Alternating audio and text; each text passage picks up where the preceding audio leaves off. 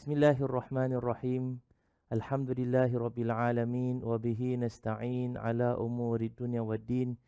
Wassalatu wassalamu ala asyrafil anbiya'i wal mursalin sayyidina Muhammadin wa ala alihi wa sahbihi ajma'in.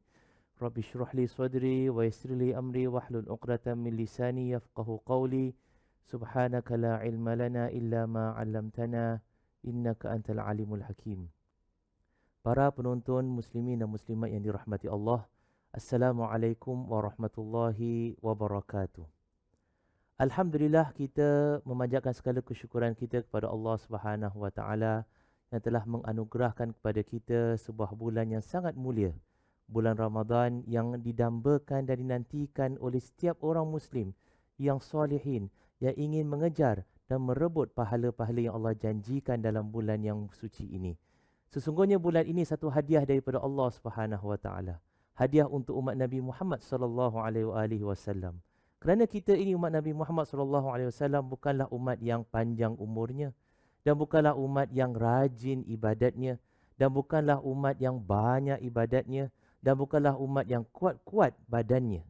Kita umat yang lemah dari sudut jasmani, kita umat yang kurang dari sudut ibadat kita. Kita umat yang tidak panjang umurnya, maka persiapan kita untuk kita menghadapi hari kebangkitan nanti, hari yang mana kita dihitung oleh Allah Subhanahu wa taala, persiapan kita akan berkurangan. Kerana itu Allah Subhanahu wa taala menganugerahkan kepada kita ini satu hadiah yang sangat berharga.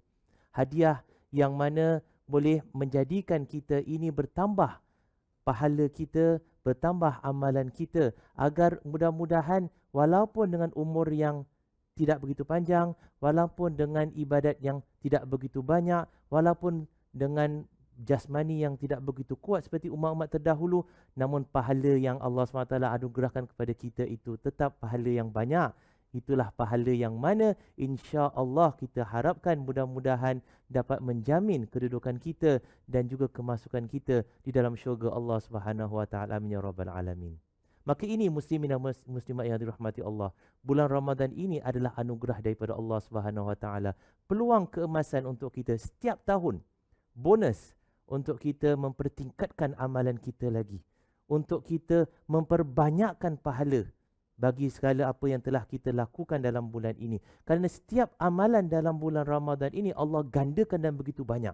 Yang sunat dijadikan pahala seperti wajib. Yang wajib dijadikan pahala digandakan sampai 20 lebih pahala. Jadi orang-orang yang tidak mahu merebut kelebihan ibadat dalam bulan Ramadan ini sesungguhnya merupakan orang-orang yang ditakuti, tergolong daripada kalangan mereka yang rugi. Rasulullah SAW dalam sebuah hadis, para sahabat meriwayatkan Rasulullah SAW sedang hendak menyampaikan khutbah. Kemudian Rasulullah naik atas mimbar Rasulullah SAW. Dan mimbar baginda SAW ini ada tiga anak tangga. Jadi anak tangga yang pertama bila naik saja Rasulullah SAW sebut amin. Kemudian naik anak tangga yang kedua Rasulullah SAW sebut amin. Dan ini kedengaran oleh para sahabat semua. Kemudian anak tangga yang ketiga Rasulullah SAW sebut amin. Kemudian Rasulullah sampaikan khutbah.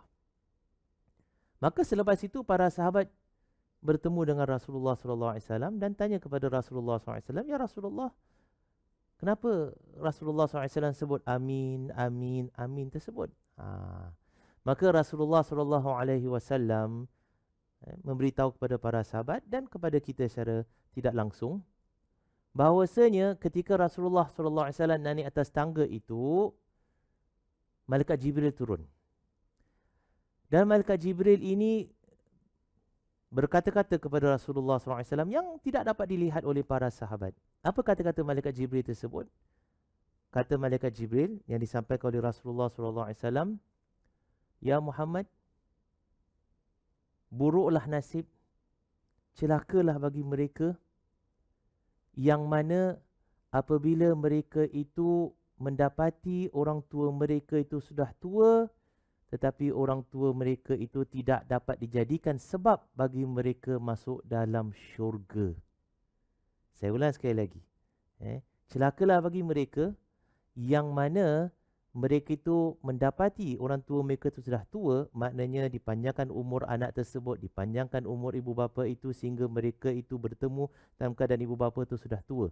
Tetapi ibu bapa yang sudah tua itu tidak dapat dijadikan sebab untuk si anak itu masuk dalam syurga. Katalah amin, wahai Muhammad. Maka Rasulullah SAW pun sebut amin. Apa maksud amin? Ya Allah, perkenankanlah.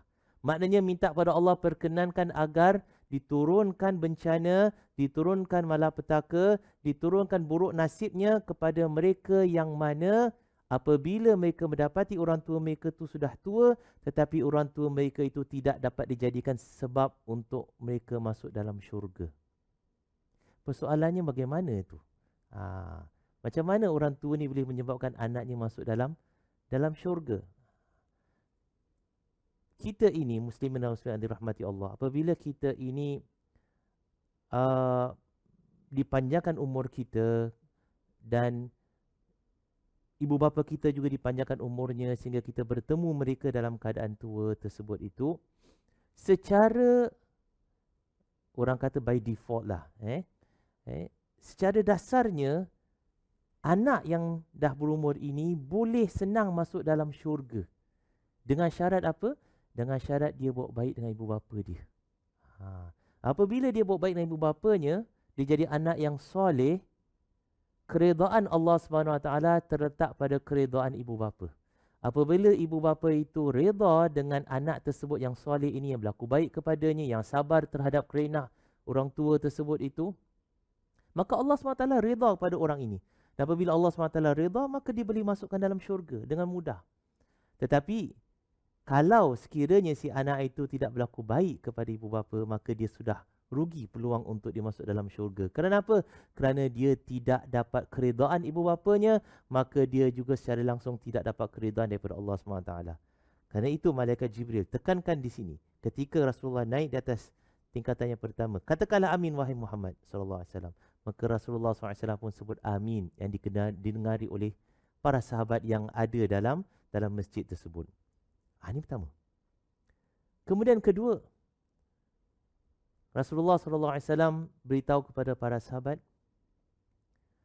Malaikat Jibril beritahu lagi kepada Rasulullah SAW, wahai Muhammad, celakalah bagi mereka yang mana apabila mereka bertemu dalam Ramadan, mereka tidak mendapat rahmat daripada Allah Subhanahu Wa Taala, tak dapat pengampunan daripada Allah Subhanahu Wa Taala.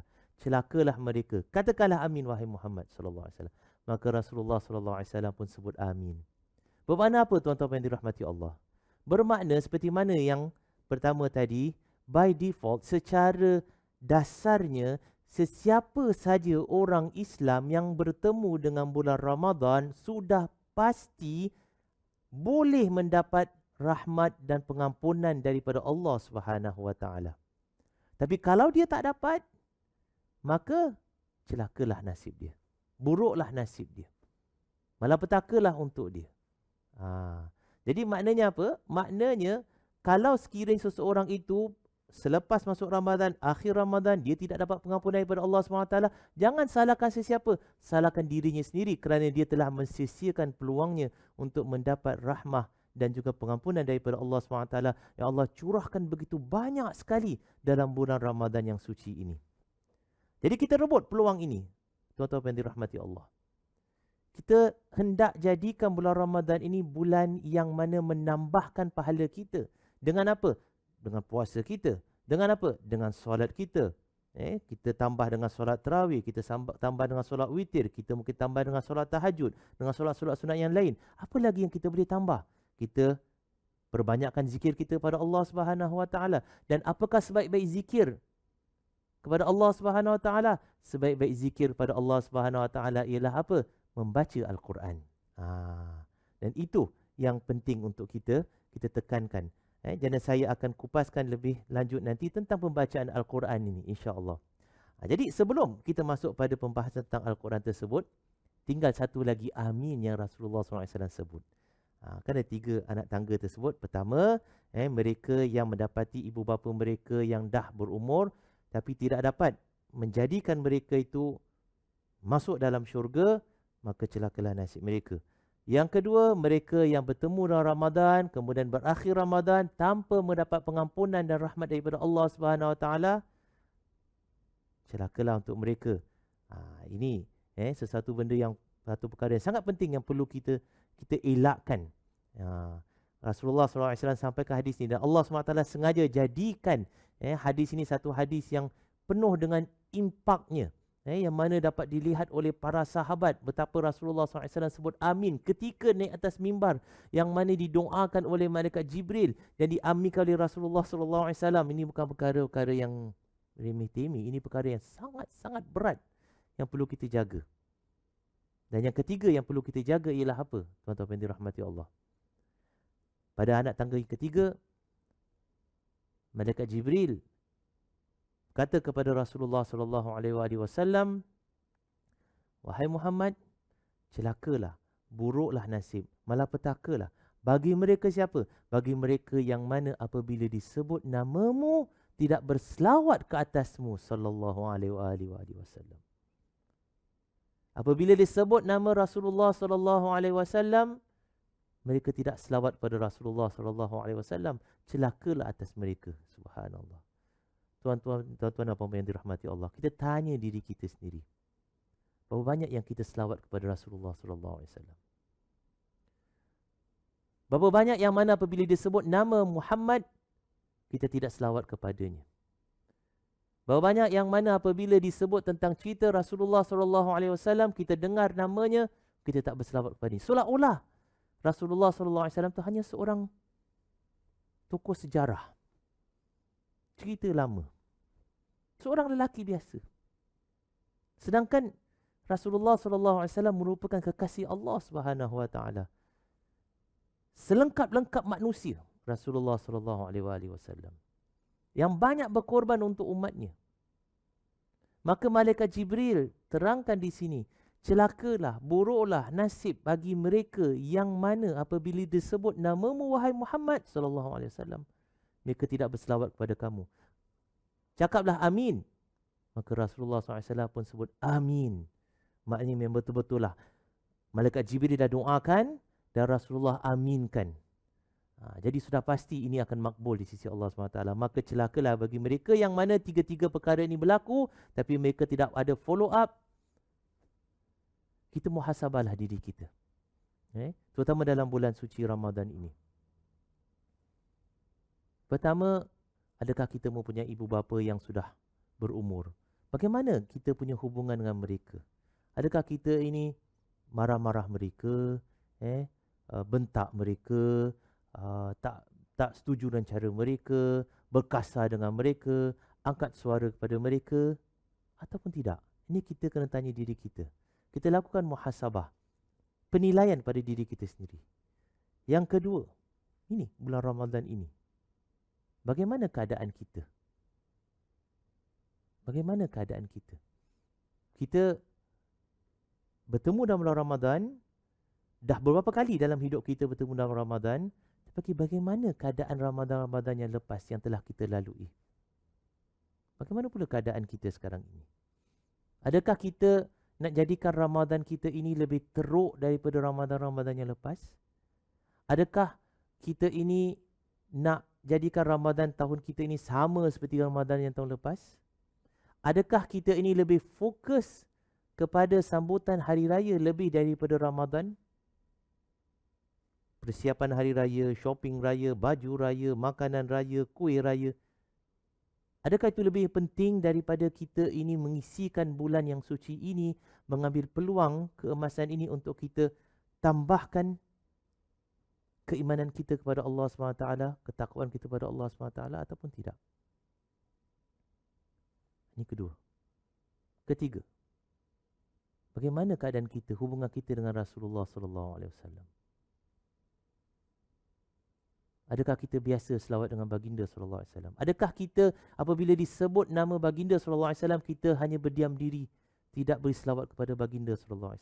Ini persoalan kita tanya. Janganlah kita ini termasuk daripada golongan yang mana telah didoakan oleh malaikat Jibril AS dan diaminkan oleh Rasulullah SAW sebagai orang-orang yang celaka.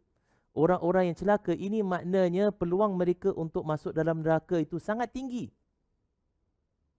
Peluang untuk masuk dalam syurga itu sangat rendah. Kita tak mau masuk dalam golongan seperti ini. Jadi kerana itu, kita perlu rebut.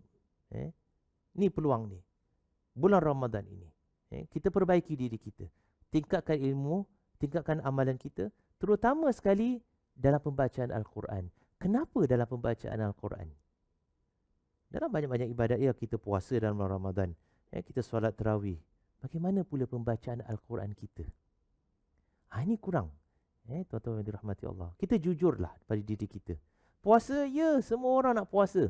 Dan kita gairah nak puasa, walaupun susah payah kita gairah nak puasa kerana sekeliling kita semua puasa.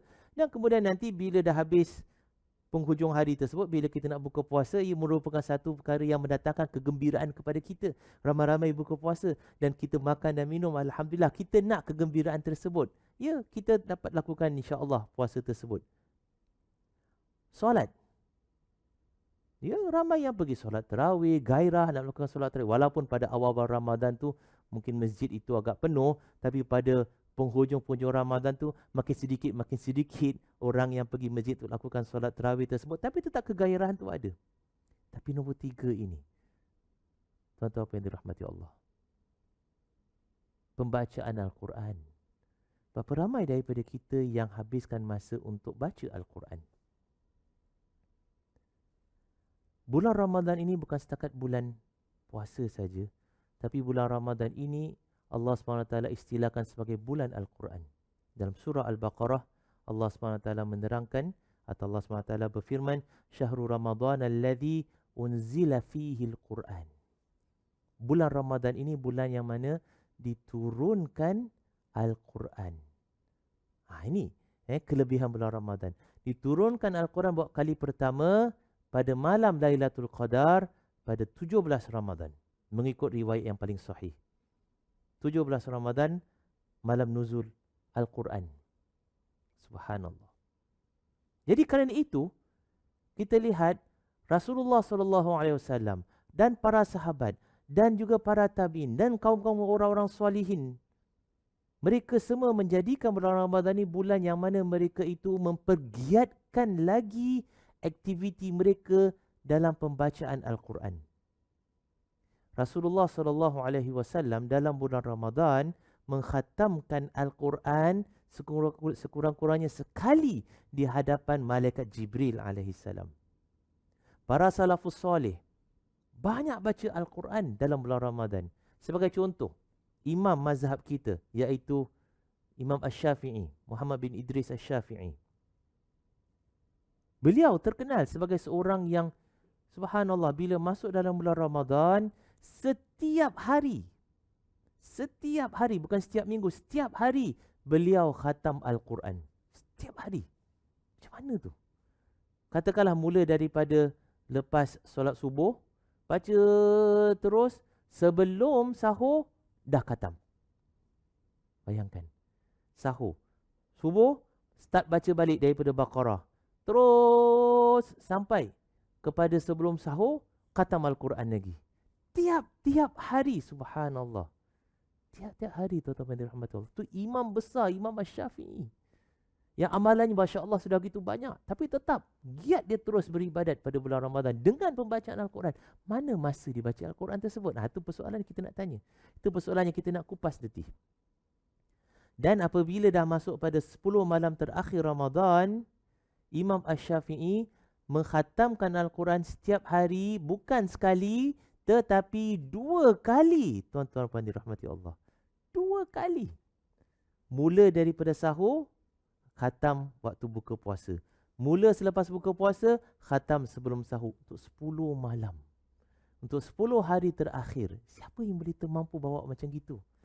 Memanglah kita dengar Masya Allah hebat. Tapi nak kita lakukan seperti dia memang tak boleh lah. Sebab kita ni orang biasa. Kita ni bukan ulama besar. Tapi kita jadikan dia sebagai contoh bagaimana kita ini boleh memperbanyakkan lagi bacaan Al-Quran. Kita ini mengikut kepada kemampuan kita. Kalau pada bulan-bulan, bukan bulan Ramadan, di luar Ramadan, kita baca gini banyak, kadang baca, kadang tak baca. Kadang seminggu sekali baru kita buka Al-Quran.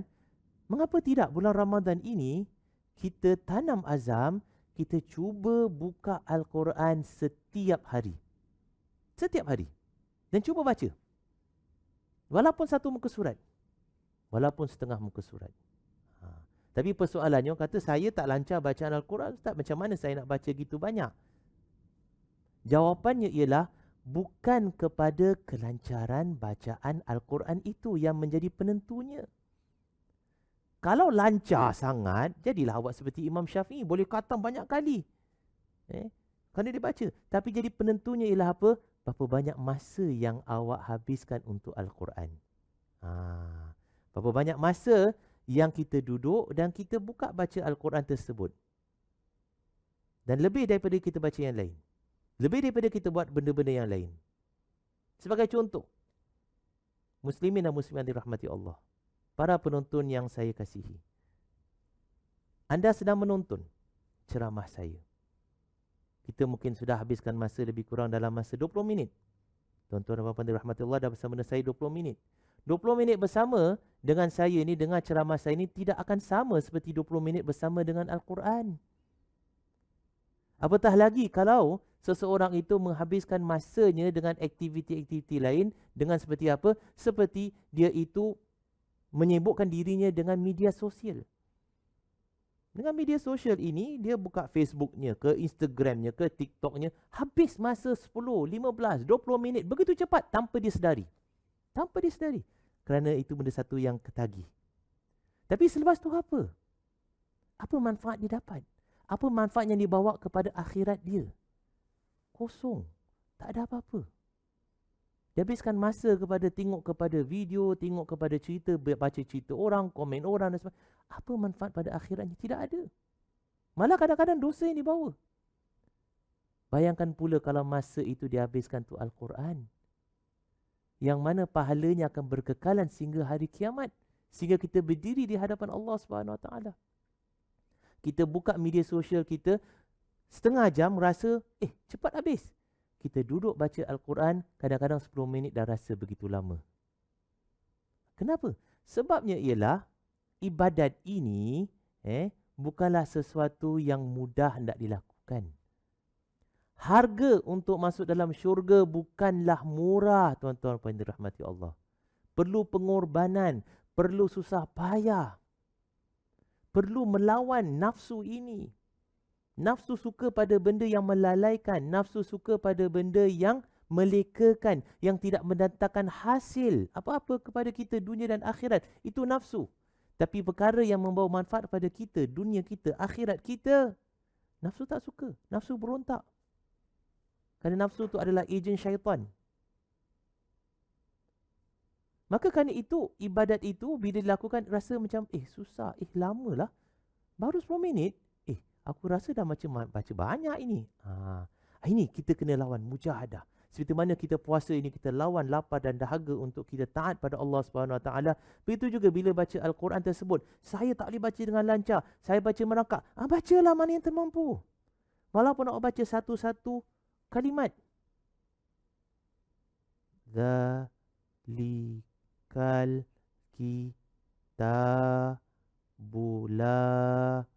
Roy Baf Fi. Ke situ. Lambatnya awak baca. Ini saja saya mampu. Itu yang menjadi ukurtaranya. Usaha kita. Mujahadah kita. Susah payahnya kita baca Al-Quran. Rasulullah SAW bersabda dalam hadisnya, orang yang alladzina takakka'una fil Quran lahu ajran. Siapa yang baca Al-Quran dengan merangkak, dia dapat 2 pahala. Bukan 1, 2 pahala. Pahala dia membaca, pahala dia berusaha untuk membaca. Subhanallah. Susah, bukan senang nak baca. Jadi dia menjadi ukurtara di sini ialah usaha kita dan masa yang kita habiskan untuk kita berdamping dengan Al-Quran. Ini bulan Al-Quran. Kita perbanyakkan lagi bacaan Al-Quran. Orang kata, bila masa saya nak baca Al-Quran, saya sibuk dengan ini, sibuk. Kita kena ketepikan masa. Kita kena cari masa. Allah SWT berikan kita 24 jam satu hari. Tak lebih dan tak kurang. Terpulang kepada kita bagaimana kita nak isinya. Kita tidur saja mungkin 6 jam. Mungkin 7 jam. Mungkin 5 jam. Kemudian kita buat apa lagi? Kita kerja mungkin 6 jam, 7 jam, 8 jam kita kerja. Kemudian apa lagi kita isi dalam hidup kita ini?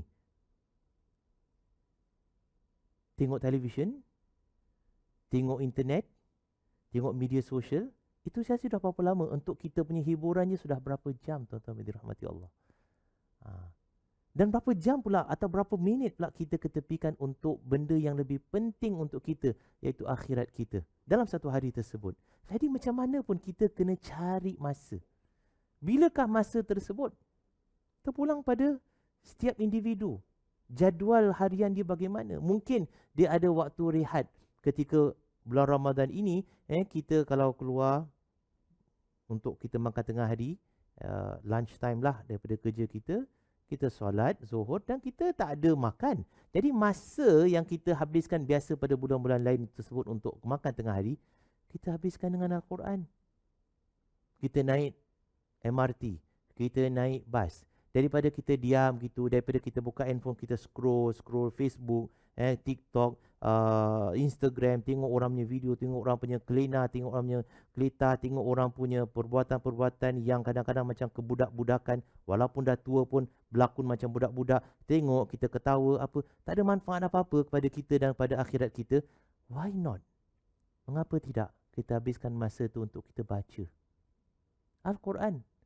Oh, saya tak ada dalam keadaan wudu. Tak jadi masalah. Kita pegang handphone. Kita bukan pegang Al-Quran. Kita bukan pegang mushaf. Oh, saya tak ada apps je. Boleh download apps. Dah banyak apps Al-Quran. Oh, suka saya nak baca, Ustaz, goyang-goyang dan begini. Awak tu sabar baca kalau macam itu. Awak cocok telinga awak dengar bacaan Al-Quran. Itu juga datangkan pahala. Daripada dengar lagu dan muzik dan benda-benda yang kadang-kadang melalaikan kepada kita, mengapa tidak kita dengar Al-Quran? Daripada kita main game di handphone kita, mengapa tidak kita baca Al-Quran? Jadi banyak peluang untuk kita mendampingi Al-Quran, tuan-tuan dan puan dirahmati Allah. Pada akhir zaman ini, pada ketika ini, teknologi yang ada, maka nanti bila diri di hadapan Allah Subhanahu Wa Taala, kalau ditanya oleh Allah, kenapa kamu tak mau baca kitab aku? Apa alasan yang kita nak berikan? Peluang dah ada. Semua dah ada, senang nak dimudahkan untuk kita baca, kita dengar Al-Quran, tapi kita tidak manfaatkan peluang tersebut. Macam mana kita nak jawab di hadapan Allah Subhanahu Wa Taala? Ini kita kena tanya diri kita. Jadi cari masa walaupun sedikit. Tak payah nak duduk menghadap kiblat pun. Diri pun boleh. Menghadap mana-mana pun boleh. Yang penting baca Al-Quran. Ada orang baca Al-Quran ketika berjalan pun dia baca Al-Quran. Ada, saya kenal teman saya, tengah main bola pun dia baca Al-Quran. Macam mana itu? Sebab dia hafal. Jadi orang semua lari, oh dia baca. Dia ulang kaji Al-Quran ketika dia lari. Subhanallah. Apa saja masa yang digunakan untuk diisikan untuk Al-Quran, diisi. Tidak maknanya masa itu kosong begitu saja. Ini orang-orang yang cerdik. Ini orang-orang yang tahu dia punya kepentingan dalam kehidupan ni apa. Prioritinya apa. Prioriti hidup kita ni apa sebenarnya. Untuk kita kejar kemewahan, untuk kita kejar pengiktirafan manusia, untuk kita kejar jawatan, untuk kita kejar rumah besar, kereta besar, untuk kita kejar sanjungan manusia, untuk kita kejar lebih banyak likes and also follows dalam kita punya social media account kita, ataupun hidup ini adalah untuk persiapan kita bagi kehidupan yang abadi nanti ke akhirat. Kehidupan yang mana kita nak cari salah satu. Kehidupan yang penuh dengan nikmat abadi ataupun kehidupan yang penuh dengan sengsara. Itu matlamat hidup. Kerana itu Allah SWT berikan bulan Ramadan ini kepada kita. Peringatkan kita, itu penting tu. Kejar yang abadi, yang membawa nikmat dan juga kegembiraan. Agar kamu tak termasuk dalam kehidupan di akhirat nanti yang berpanjangan, yang mana penuh dengan kesengsaraan dan azab. Na'udzubillah min dzalik. Jadi kita kena usaha. Kita tak boleh cari, nanti ada masa saya baca. Tak boleh. Dia tak akan datang. Kita kena usaha cari masa untuk baca Al-Quran walaupun kita ni merangkak. Ada orang kata, awak baca Al-Quran tapi awak tak faham, tak gunalah, tak ada manfaat awak baca Al-Quran. Awak satu benda awak tak faham, baca gitu saja macam burung kakak tua. Na'udzubillah min dzalik. Ini kata-kata orang-orang yang tak faham tentang Al-Quran. Ini kata-kata orang yang cetek ilmunya berkenaan dengan Islam. Ini kata-kata orang yang mungkin imannya tidak begitu kuat. Kenapa tuan-tuan dirahmati Allah? Sebabnya Al-Quran ini diturunkan oleh Allah SWT pertama dan utama sekali adalah untuk dibaca. Faham? Kemudian kita lihat wahyu pertama yang Allah SWT turunkan. Wahyu pertama yang Allah SWT turunkan, kalimat pertama adalah Iqra. Apa maksud Iqra? Bacalah. Ini Quran untuk baca. Bukannya ifham, fahamlah. Tapi Iqra. Bukan fassir, tafsirkanlah. Tak. Iqra, baca. Kamu faham, kamu tak faham, itu tolak tepi. Baca. Kerana tak ada sesiapa manusia yang dapat memahami Al-Quran 100%. Impossible. Impossible. Selain daripada Rasulullah SAW, mungkin Rasulullah Allah berikan makna Al-Quran, itu kita tak tahu sebab tak ada dalam hadis. Tapi selain daripada Rasulullah, kita sudah pasti confirm sahabat ke, sebesar-besar wali Allah mana ke, sebesar-besar profesor mana ke, PhD mana ke, tak ada sesiapa yang mampu memahami Al-Quran 100%. Kenapa? Sebab Al-Quran adalah kalamullah, kata-kata Allah SWT yang penuh dengan makna yang mendalam, yang tak dapat digarap oleh sesiapa, mana-mana makhluk pun. Contoh senang saja, kita baca Alif Lam Mim Yasin. Apa maksudnya? Tak ada siapa yang tahu. Tak ada siapa yang berani untuk berikan tafsiran. Ada orang kata, oh ni maksudnya Allah, Jibril, Ani Muhammad. Iya ke? Mana awak tahu? Ni saya teka-teka sajalah. Mana boleh main teka-teka gitu? Mungkin betul, mungkin tidak. Jadi apa maksudnya tak tahu. Maka Al-Quran ini bukan untuk difahami. Pertama dan utama, Al-Quran ini pertama dan utama adalah Iqra, bacalah. Kerana itu dinamakan Al-Quran. Dia tidak namakan Al-Faham, dinamakan Al-Quran. Apa maksud Al-Quran? Al-Quran bermaksudnya pembacaan. Daripada perkataan Iqra, qara'a, baca. Quran, pembacaan, baca. Dan Al-Quran banyak nama.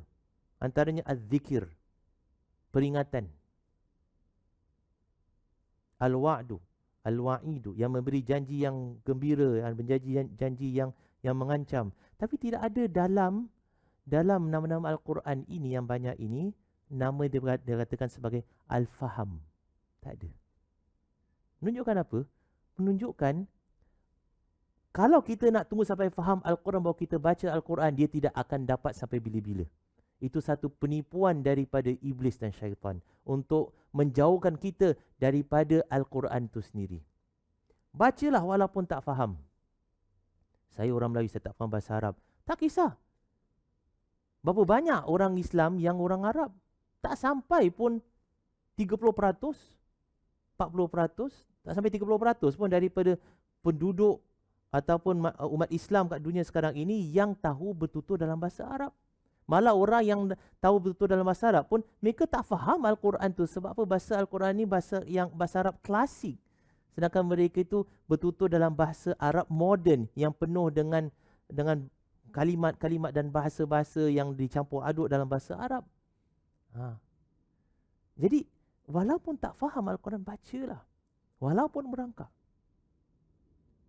Bila orang tanya, saya baca Al-Quran ni lah, saya tak faham. Saya baca. Untuk apa saya baca, Ustaz? Untuk apa?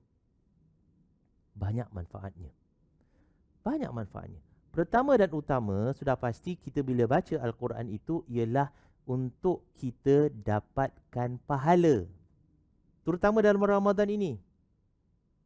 Untuk kita dapatkan pahala yang berganda-ganda daripada Allah untuk kita reserve dan bawa pada hari akhirat. Itu investment kita. Kita kat dunia ini, kita sibuk kumpulkan harta. Lagi banyak harta, lagi kita gembira katanya. Orang tak akan berasa puas dengan harta.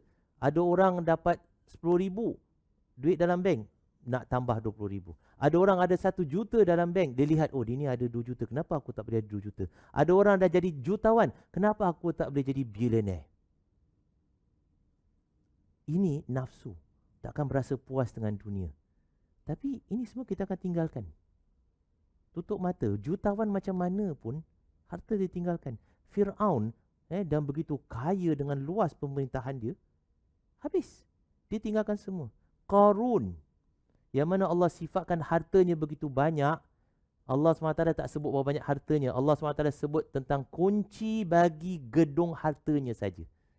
Gedung, factory, storage room, yang mana harta-harta dia emas, perak, belian, apa semua yang ada disimpan tersebut tu, kunci dia tersebut itu Allah SWT sebut dalam surah Al-Qasas, wa inna mafatihahu latanu'u bil usbati ulil quwwah.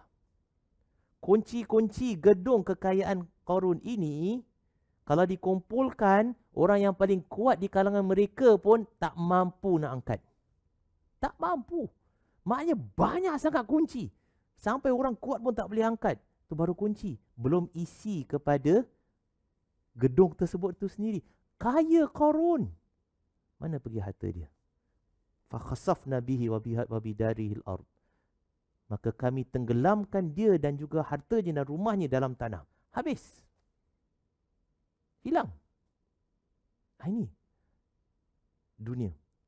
Kita sibuk kejar investment, bagaimana gini, share. Bagaimana pula investment akhirat kita yang kekal? Allah SWT berfirman dalam surah Kahfi, wal baqiyatus salihatu khairun 'inda rabbika thawaban wa khairun amala. Dan mana yang kekal daripada amalan-amalan soleh ini, itu lebih baik untuk kamu beramal, dan lebih baik untuk kamu harapkan ganjarannya nanti. Kan ini kekal. Investment akhirat tu kekal. Dan itu matlamat kita kat dunia ini, nak memperbanyakkan investment akhirat. Kenapa kita ibadat? Aku nak pahala.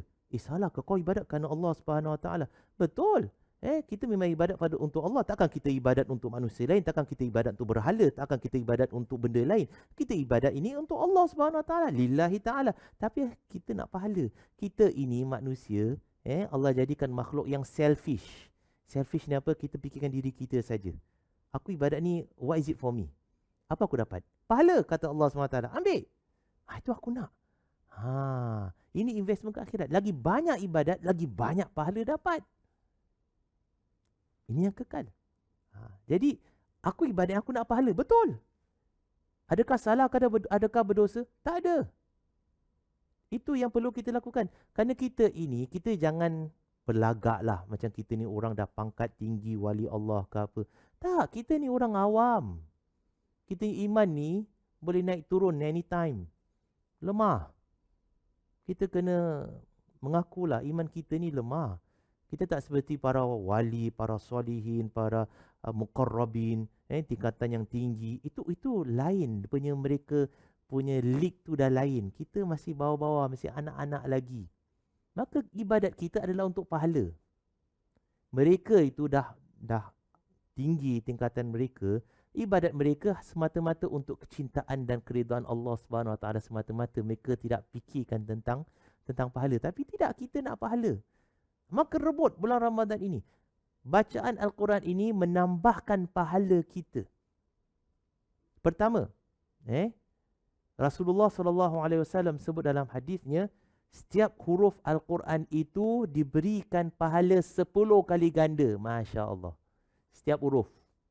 Dan Rasulullah SAW sebut, tidaklah aku sebut alif, lam, mim tu satu huruf. Tapi alif satu huruf, lam satu huruf, mim satu huruf. Maknanya kita baca alif, lam, mim saja dah 30 huruf. Kita baca Bismillahirrahmanirrahim 19 huruf, easily kita dapat 190 pahala. Subhanallah. Apatah lagi kalau kita baca Al-Quran yang beratus-ratus ribu hurufnya. Berapa beratus ribu hurufnya? Para ulama pun tak bersepakat lah. Ada mengatakan 300 lebih ribu, ada mengatakan 400 lebih ribu huruf. Gandakan dengan 10, berjuta pahala kita dapat. Subhanallah. 4 juta lebih, 5 juta lebih pahala. Ya Allah, senang nak dapat begitu pahala. Bayangkan orang kata, awak masuk investment, $1 awak letak, awak dapat $10. Berebut orang nak letak. Sekarang ni, kalau kita pergi mana-mana masukkan duit dalam bank ke, ataupun investment ke, dapat pulangan. Dinamakan sebagai interest. Pulangan ini, dia letakkan mungkin 1%, 1.5% sikit. Awak masukkan $100, awak dapat $1 untung, $1.50 untung. Ya Allah, sikit sangat. Atau paling-paling 2%, $2 untung. Awak letak 1,000, awak dapat $20. Ini dunia. Ganjaran investment akhirat tak boleh nak, dunia tak boleh kejar. Awak masuk saja investment saja, confirm pulangannya adalah 100%, 1000%. 1000%. Mana bank boleh kasih? Awak letak $100, kita pulangkan $1,000 pada awak. Habis bankrupt bank tersebut. Tapi ini pahala daripada Allah, kerana Allah Maha Pemurah, Allah Maha Kaya. Allah boleh beri lebih daripada itu. Itu minimum, tuan-tuan yang dirahmati Allah. Minimum 10 times. Satu huruf 10. Alif Lam Mim 3 huruf. Dalikal kitabu la raiba fi, dah berapa huruf? 10 huruf, dapat 100 pahala. Senang-senang saja. Ini dorongan untuk kita baca Al-Quran. Maka pahala tu nak masuk. Kita tak nampak sekarang ni. Tapi percayalah, bila nanti kita berdiri di hadapan Allah Subhanahu Wa Taala, barulah nanti insya-Allah kita sangat-sangat menghargai pahala daripada amalan kita yang Allah anugerahkan kepada kita. Boleh menitiskan air mata betapa Allah berikan pahala tersebut. Ketika hari di mana orang sangat-sangat mengharapkan mana pahala-pahala yang boleh tambahkan kepada amalan aku, kerana dosa aku banyak sangat. Aku nak lebihkan pahala daripada dosa. Dosa dah berat ni, mana pahala? Allah kasih ni pahala daripada bacaan Al-Quran, kau ambil. Subhanallah. Takkan gembira seseorang tersebut tu? Terlepas dia daripada apa? Terlepas dia daripada siksaan neraka. Itu pertama. Setiap huruf tu alif lam mim. Dibaca pula pada bulan Ramadan, yang mana pahala bacaan ni, Al-Quran ni yang ibadat-ibadat sunat, Allah jadikan, gandakan seperti pahala ibadat wajib. Masya Allah. Yang mana pahalanya tersebut tak ada had. Berapa banyak Allah nak beri, Allah boleh beri. Jadi bayangkan dah dapat 10 pahala tersebut, boleh digandakan bonus point lagi, boleh digandakan lagi 10 ke, lagi 20 ke, lagi 100 ke, lagi 1000 ke, terpulang pada Allah Subhanahu Wa Taala. Maka tiba-tiba pahalanya banyak. Takkah kita nak rebut ni satu peluang keemasan ini? Rugi orang yang tak nak rebut peluang investment yang tak ada ruginya. Investment yang mana pulangannya begitu banyak sekali. Subhanallah. Rugi mereka yang hanya fokus kepada investment dunia tanpa fikirkan investment akhirat. Rugi lagi lah bagi mereka yang mana tumpukan pada bulan Ramadan ini bagi perayaan hari raya. Ya Allah, lagi-lagilah rugi. Kerana hari raya lagi-lagilah rugi. Anugerah daripada Allah untuk mereka yang telah berjaya dalam ibadat mereka, puasa mereka, melawan hawa nafsu mereka pada bulan Ramadan, kamu raya. Ni kegembiraan kamu. Kamu celebrate. Sambutan untuk kamu. Tapi berapa lama? 1 hari saja, tuan-tuan yang dirahmati Allah. 1 hari je sambut. Tak ada melebih-lebih. Kita orang Melayu yang lebih-lebih. Ramadan 30 hari, 30 hari sekali nak sambut raya apa semua. Melebih-lebih. Dalam Islam tak ada tu. Allah kasih 1 hari saja. Ni hari raya jangan puasa. Celebrate, makan, minum. Pakai baju lawa. Kerana kamu dah berjaya dalam ujian kamu tersebut. Besoknya, hari raya kedua, kamu boleh balik puasa. Balik normal kehidupan kamu. Habis orang fokuskan pada ini. Orang fokuskan kepada perayaan. Orang tak fokus kepada yang menjadi penyebab kepada perayaan tersebut. Rugilah orang tersebut. Sangat-sangat rugi. Ya, kita buat persiapan untuk raya tapi ala kadar. Jangan terlalu sangat tumpu kepada sambutan tersebut yang mana hanya 1 hari saja. Nak tukar langsir, nak tukar tu. Awak nak tukar-tukar. Tapi buatlah sebelum bulan Ramadan kalau boleh. Ataupun awak tunggulah lepas habis Ramadan awak nak buatlah apa nak buat. Tapi ini bulan yang sangat berharga, precious. Setiap minit, setiap saat sangat berharga. Isikannya untuk investment akhirat kita. Gandakan kitanya pahala. Jadi bacaan Al-Quran tersebut digandakan setiap huruf 10 kali.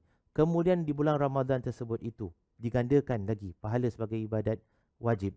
Ketiga, Al-Quran ini apabila seseorang tu mampu baca sehingga dia khatam Al-Quran, dan ini tak semua orang mampu buatlah, tapi kita kena usaha.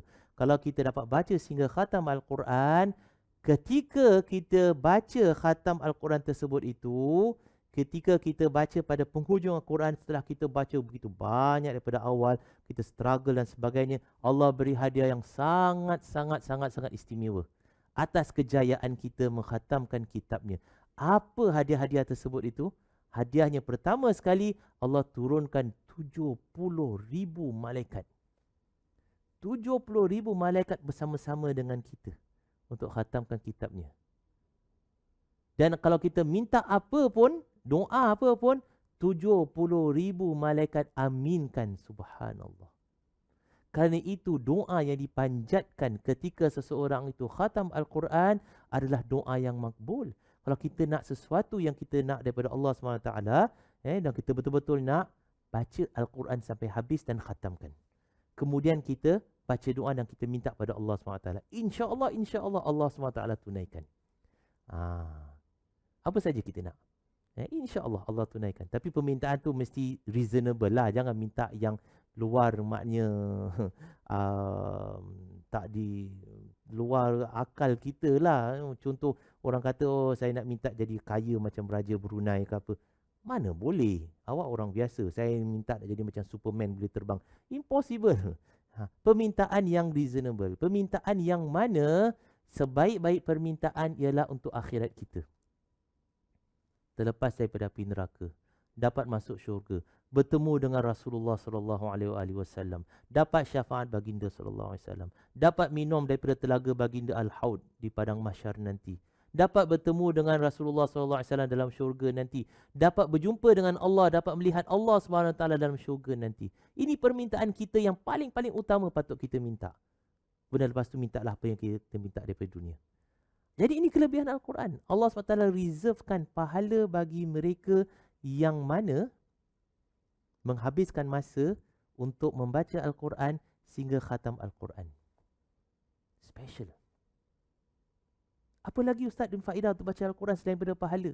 Selain daripada doa yang dikabulkan oleh Allah SWT. Kelebihannya banyak. Al-Quran ini, apabila kita berdamping dengannya, dia akan menjadi panduan kepada hidup kita. Dalam surah Al-Isra, Allah SWT berfirman, dalam ayat yang ke-10, Inna hadzal Qur'ana yahdi lillati hiya aqwam. Sesungguhnya Al-Quran ini memberi petunjuk kepada jalan yang paling lurus. Kita nak jalan yang lurus ni. Tapi kita tak nampak jalan lurus ni mana. Sebab apa? Kadang-kadang mata kita ni, pemandangan kita ni dikaburkan oleh nafsu, dikaburkan oleh syaitan dan iblis. Maka kadang-kadang jalan yang bengkok pun kita nampak lurus. Jalan yang menuju ke neraka pun kita ingat jalan yang betul. Kerana syaitan cakap itu bagus tu jalan ni. Ni jalan bukan jalan ini. Sedangkan ni jalan menuju ke syurga. Tapi kita dah tersimpang kat situ. Macam mana kita nak balik jalan ke yang lurus ni? Mana jalannya lurus? Tak nampak jalannya lurus ni. Ini ke? Ini syaitan cakap ini. Iblis cakap ini. Hawa nafsu cakap itu. Mana satu ni? Inna hadzal Qur'ana yahdi lillati hiya aqwam. Sesungguhnya Al-Quran ini memberi petunjuk kepada jalan yang paling lurus. Jadi nak tahu jalan yang lurus mana? Balik kepada Al-Quran. Saya tak faham Al-Quran. Bukan masalah faham Al-Quran. Baca Al-Quran. Awak tak faham, tak menjadi masalah. Baca je. Al-Quran tu akan masuk dalam hati kita. Dia akan tegur kita. Apabila kita nak melakukan satu kesilapan, dia akan tegur kita. Silap ni. Jangan. Ataupun seseorang tu dah melakukan kesilapan, maka hatinya tak sedap. Tak bagus lah.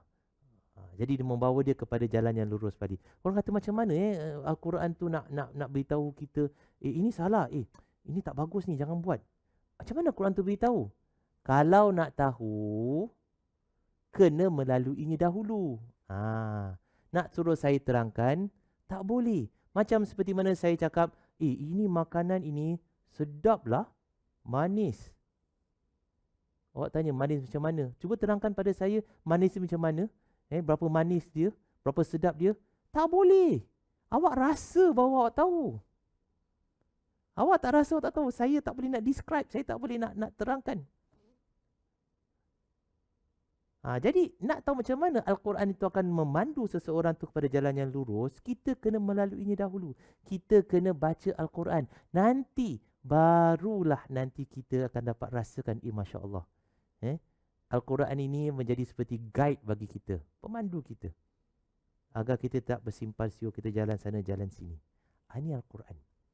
Ini kelebihan bacaan Al-Quran.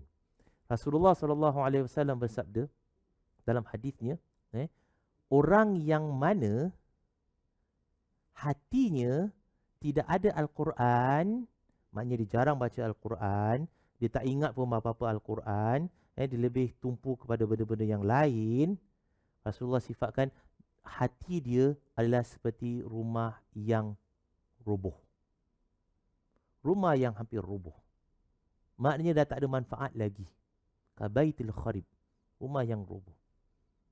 Ini Al-Quran. Jadi kalau Al-Quran tu ada, hati tu menjadi rumah yang cantik, istana. Ini nak cakap tak boleh, saya hati apa yang masuk hati tersebut. Tak, ini benda-benda yang abstrak. Keimanan yang ada kat situ.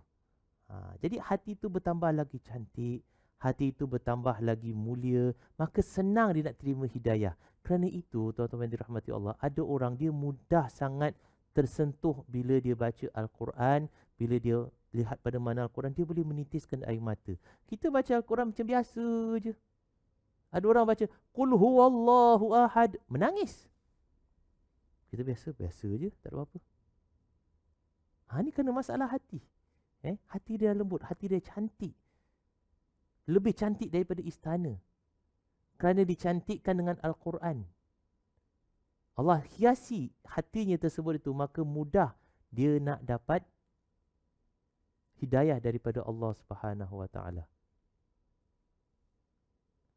Jadi nak seseorang itu jalan yang lurus melalui Al-Quran, nak tahu macam mana, kena amalkan. Ini manfaat Al-Quran. Dia memberi petunjuk kepada rohani kita. Apa lagi manfaat Al-Quran ini bila kita baca Al-Quran? Allah SWT berfirman lagi dalam surah Al-Isra, wa nunazzilu minal Qur'ani ma huwa shifaa'un wa rahmatul lil mu'minin. Kami turunkan Al-Quran ini sebagai syifa. Apa tu syifa? Penyembuh dan rahmat bagi siapa? Orang mukmin yang baca Al-Quran tersebut itu. Penyembuh apa ni? Penyembuh daripada penyakit dia. Penyakit apa? Terutama penyakit batin dia. Penyakit hatinya. Hati yang kotor tersebut itu.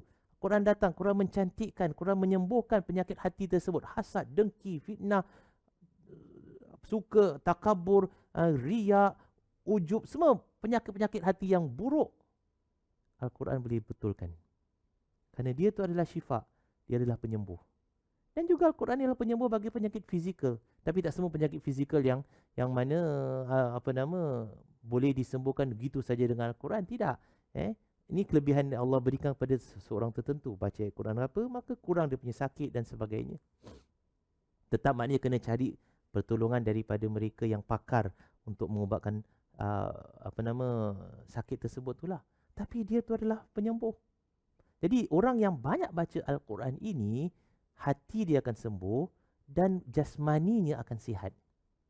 Allah SWT akan sembuhkan apa jua penyakit yang mungkin membawa kepada keadaan yang lebih buruk bagi badan dia. Jadi kalau sampai masa dia nak pergi daripada dunia ini, bacaan macam mana Al-Quran pun, doa macam mana pun dipanjatkan pun, tetap orang tu akan pergi juga, tinggalkan dunia ini juga sebab dah sampai ajal dia. Tapi Al-Quran ini membawa manfaat kepada kita. Kesihatan rohani, kesihatan jasmani dan kesihatan akal. Orang yang baca Al-Quran selalu akalnya insya-Allah tersebut akal yang tidak akan mudah untuk rosak dan menjadikan si empunya akal tersebut orang yang nyanyuk. Kata Sayyidina Ali, kalau kamu nak elak daripada nyanyuk ketika dah berumur tua, banyakkan bacaan Al-Quran. Simple. Kerana dia penyembuh bagi ini juga. Baca. Tenung Al-Quran, renung Al-Quran, baca Al-Quran. Ini akan jadi lagi baik. Dan juga rahmat. Rahmat bagi siapa? Rahmat bagi orang-orang mukmin. Rahmat macam mana? Hidup kita senang. Nampak macam hidup susah, tapi Allah SWT berikan jalan keluar kepada apa masalah yang dia hadapi dalam dunia ini. Ini kelebihan Al-Quran, tuan-tuan yang dirahmati Allah. Penyembuh. Jadi, apa lagi yang kita atau menghalang kita, menahan kita daripada baca Al-Quran, terutama dalam bulan Ramadan ini? Tanamkanlah azam. Saya berpesan pada diri saya dan juga kepada tuan-tuan dan puan-puan yang dirahmati Allah, para penonton yang saya kasihi.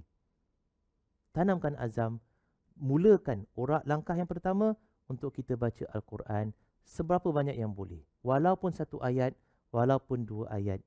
Cukup kita isikan hati kita ini dengan ayat-ayat suci Al-Quran dan kita tambah sedikit dan sedikit setiap hari kita tambah sehinggakan insya-Allah mudah-mudahan letakkan matlamat. Mudah-mudahan dan saya doakan kepada diri saya dan juga kepada tuan-tuan yang dirahmati Allah. Mudah-mudahan sampai masanya kita akan lebih banyak baca Al-Quran daripada kita baca benda-benda yang lain, terutama yang daripada social media feed.